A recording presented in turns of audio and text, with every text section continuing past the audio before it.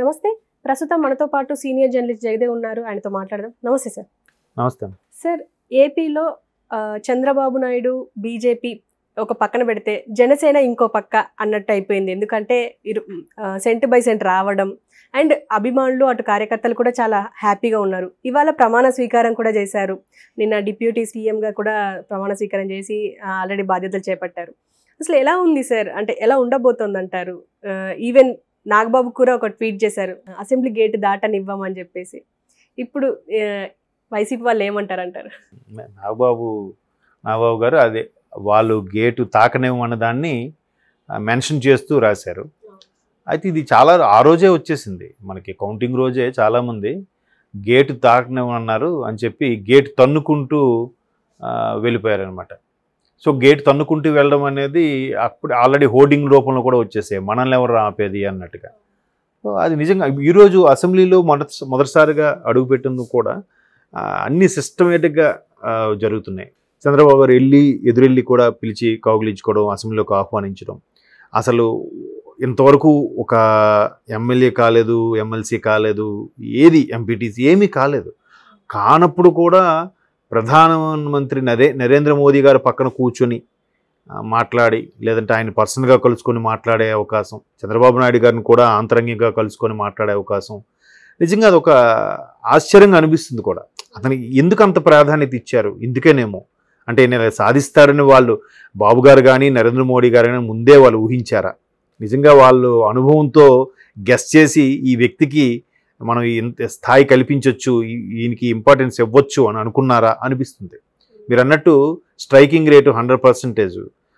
21కి 21 assembly, 2 Lok Sabha కూడా గెలుచుకున్నారు.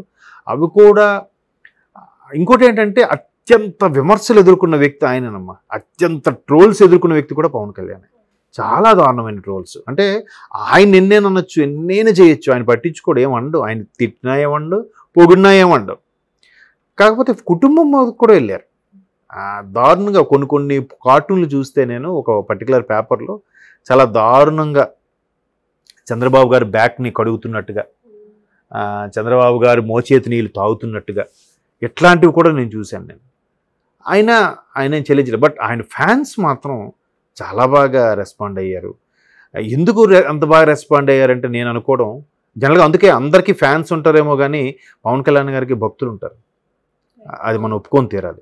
ఎందుకంటే మొన్న పిఠాపురం వర్మ గారు కూడా ఆయన చెప్తున్న ఏంటంటే, అసలు ఆయన ఎవరిని పిలవలేదు, ఏం చేయలేదు, ఆయనే క్యాన్వాసింగ్ చేసుకున్నాడు. కానీ ఆయన పేరు చెప్పి నటీనటులు, బుల్లితెర నటులు, స్టేజ్ ఆర్టిస్టులు, ఎన్ఆర్ఐలు వచ్చేసి ఒక్కొక్కరు ఒక్కొక్క ఊరు వెళ్ళి, ఈ ఊరిని మేము దత్తత తీసుకుంటాం, లేదా ఈ ఊరికి ఏం కావాలో చెప్పండి, మీరు పవన్ కళ్యాణ్ గారికి ఓటు వేయాలి, పవన్ కళ్యాణ్ గారిని గెలిపించాలి. వాళ్ళకు వాళ్ళే, ఈయన ఎవరిని పిలవలేదు, వీళ్ళెవరో కూడా పవన్ కళ్యాణ్ గారికి తెలియదు. సో అటువంటి అభిమానులు ఉన్న నాయకుడు పవన్ కళ్యాణ్ గారని వర్మ గారు స్వయంగా చెప్పారు. అసలు ఆయన కూడా ఇప్పుడు పవన్ కళ్యాణ్ గారి కన్నా సీనియర్ ఆయన పార్టీలో కానీ లేదంటే రాజకీయ పరంగా కానీ. అంతే నిజంగా ఆయన నుంచి కూడా కొన్ని నేర్చుకోవాల్సి ఉన్నాయండి అన్నట్టు కూడా ఆయన చాలా సందర్భాలు చెప్పారు. సో అటువంటి వ్యక్తిని మీరు అన్నట్టు అసెంబ్లీ గేట్ కూడా తాకనివ్వం, రానివ్వం, అసలు గాడిదకి వచ్చినట్టుగా 50 ఏళ్ళు వచ్చాయి, ఈయన నాయకుడు ఏంటని కూడా అన్నారు రోజా గారు ఒక సందర్భంలో. ఇవన్నీ కూడా అసలు ఆయన ఏమన్నాడు తిరిగి, రోజా నువ్వు కూడానా, లేదా మీరు కూడానా అని, అంటే మీరు కూడా నన్ను అనేవాళ్ళేనా అని అనేసి వదిలేశారు తప్ప తిరిగి ఏం విమర్శించలే. బట్ ఫ్యాన్స్ ఊరుకోలే, రకరకాల ట్రోల్స్ అయితే చేశారు. ఆవిడ కూడా దారుణంగా ట్రోల్స్ చేశారు ఆ తరువాత. సో అట్లాగా ఎంత చీకొట్టారో చెదరగొట్టారో అంత బౌన్స్ బ్యాక్ అయ్యారు. దట్టు సాధారణ నేనేమనుకున్నానంటే గెలుస్తారు అంటే, పొత్తు అప్పుడు కన్ఫర్మ్ అవ్వలేదు కదా, పొత్తు కన్ఫర్మ్ అవ్వకపోయినా సరే ఈ కొన్ని సీట్లు తెచ్చుకుంటాడు, వెళ్తాడు సాధారణ ప్రతిపక్ష నేతగానో, లేదంటే బాబు గారితో మళ్ళీ టైఅప్ అయితే ఒక మంత్రిగా ఏదో ఉంటారు. అప్పుడు కూడా అనుకున్నాం డిప్యూటీ సీఎం ఇస్తారు,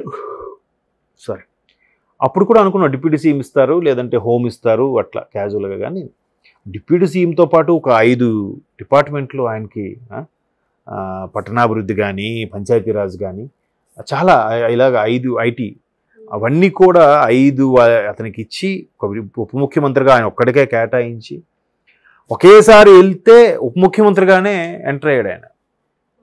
చూశారు కదా. అంటే ప్రమాణ స్వీకారం అయిపోయింది, ఆ రోజు సంతకం పెట్టారు, ఓకే అమ్మయ్య ఎమ్మెల్యే సాబ్. ఆ తర్వాత ప్రమాణ స్వీకారానికి మంత్రిగా హోదాలో కూడా అయిపోయింది. మొన్న ఏకాదశితోని పదవీ బాధ్యతలు స్వీకరించారు ఆయన. ఇవాళ పౌర్ణమి అనుకుంటా, పౌర్ణమితో అసెంబ్లీలో ఆరంగేట్రం. చూడండి అసలు అంటే ఒక మనిషి యొక్క కష్టము ఆటోమేటిక్గా ఎలా కలిసి వస్తుందో, ఎట్లాంటి ఇప్పుడు ఈయన ఏదైతే బాబు గారిని మోడీ గారిని కష్టపడి నానా మాట్లాడిని కలిపాడో ఇప్పుడు ఇదే కీలకం అయిపోయింది అక్కడ సెంట్రల్లో కూడా. అందుకే బాబు గారు కూడా ఎంత ప్రాధాన్యత ఇస్తున్నాడు. అరే నాకు సపరేట్ చేయొద్దు, నేను వాళ్ళతో పాటు వాళ్ళలో ఒకటి నేను సపరేట్ కూర్చుంటున్నాను. నిన్న కూడా ఆయన సీఎం క్యాంప్ ఆఫీస్కి పవన్ కళ్యాణ్ గారు బాబు గారిని కలవడానికి వెళ్తే ఎదురొచ్చి మరీ కౌగులించుకొని ఆహ్వానించారంట. ఆయనకు కూడా అరే ఇటువంటి నాయకుడు మనతో పాటు కలిశాడు. అండ్ మోరోవర్ ఈయనకు కూడా అదే కావాలి. చంద్రబాబు నాయుడు గారు లాంటి విజనరీ, చంద్రబాబు నాయుడు గారు లాంటి ఉన్న ముందు చూపున్న లాంటి నాయకుడు, అంత సీనియర్ నాయకుడి దగ్గర పనిచేయడం కూడా నాకు అవసరమే, నేను నేర్చుకుంటాను.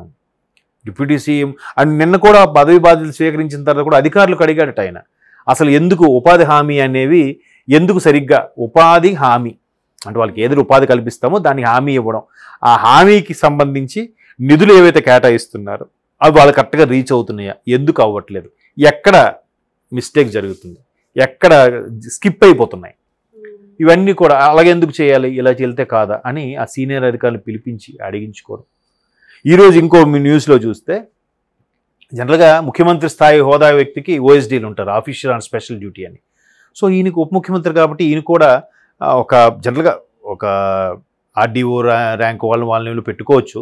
బట్ ఈయన డైరెక్ట్గా ఒక కలెక్టర్ ఐఏఎస్ ఆఫీసర్ని అడిగాడంట. అది కూడా తెలుగువారైన ఒక కేరళలో పనిచేస్తున్న ఒక అధికారిని ఆయనకి ఓఎస్డీగా పెట్టుకోమని అడిగాడు. బాబు గారు ఇమీడియట్గా నో అనిలే ఓకే చేశారంట. ఇప్పుడు ఆయన కూడా కేంద్రం నుంచి రిక్వెస్ట్ చేసి ఆయన తెప్పించుకుంటున్నారు. ఆయన కూడా ఏంటి అక్కడ ప్రభుత్వం ఒక దీవిని, ఆ కలెక్టర్ ఎటువంటి పవర్ఫుల్ అంటే అక్కడ ప్రభుత్వం కేరళలో ఒక దీవిలో ఉండేదాన్ని, అది గవర్నమెంట్ సంబంధించింది, వీళ్ళు తక్కువకి ఏదో మేనేజ్ చేసేసి విల్లాలు కట్టేసి అమ్మేశారంట ఒక పార్టీకి చెందిన వ్యక్తులు. దాన్ని అక్కడ స్థానికులు ఎవరో కంప్లైంట్ చేస్తే ఈయన కలెక్టర్కి వెళ్ళి ఇంకెవ్వరిని లెక్క చేయలేదంట, మీరు ఇమీడియట్గా ఖాళీ చేస్తారా కూలగొట్టేయమంటారని చెప్పాడంట. అది మళ్ళీ దాన్ని ప్రభుత్వం కింద ఏదో రిసార్ట్స్ లాగా మార్చి చేశారంట. అంటే అంత పవర్ఫుల్ లీడర్ ఆయన కూడా, నిజాయితీగా లీడర్ అంట. అంటే ఈయన కూడా చూడండి, అటువంటి వాళ్ళని మనం చేసి పెట్టుకుంటే అది ఈయనకి ఎలివేషను, ఆ అధికారికి కూడా బా నాకు నిజాయితీగా పనిచేయడానికి మంచి లీడర్ దొరికాడు అనే తృప్తి ఉంటుంది. అంటే మంచి చేద్దామని ఆలోచనప్పుడు ఆటోమేటిక్గా అవన్నీ అలా ప్రకృతి కూడా సహకరిస్తుంది, ఒక్కొక్కటిగా కలిసి వస్తాయి కూడా. సో గేటు తాకడం ఏంటి అసలు, తీసేస్తే ముఖ్యమంత్రి హోదాలో వెళ్ళినట్టేగా, ఉప ముఖ్యమంత్రి అసలు డిప్యూటీ. కాకపోతే ఆ స్థాయిలో అడుగు పెట్టడం అనేది బహుశా ఎవరు ఊహించుంటారు. ఖచ్చితంగా మరి జన సైనికులకు కానీ మెగా కుటుంబ సభ్యులకు కానీ కళ్ళు చెమర్చే ఎమోషనల్ సిచ్యువేషన్ అది. నిజంగా వాళ్ళు అనుభవంతో గెస్ చేసి ఈ వ్యక్తికి మనం ఇంత స్థాయి కల్పించవచ్చు, ఈయనకి ఇంపార్టెన్స్ ఇవ్వచ్చు అని అనుకున్నారా అనిపిస్తుంది. మీరు అన్నట్టు స్ట్రైకింగ్ రేటు 100%, 21కి 21 అసెంబ్లీ, 2 లోక్సభకి 2 లోక్సభ కూడా గెలుచుకున్నారు. అవి కూడా ఇంకోటి ఏంటంటే అత్యంత విమర్శలు ఎదుర్కొన్న వ్యక్తి ఆయననమ్మా, అత్యంత ట్రోల్స్ ఎదుర్కొన్న వ్యక్తి కూడా Pawan Kalyan. Okay sir, thank you.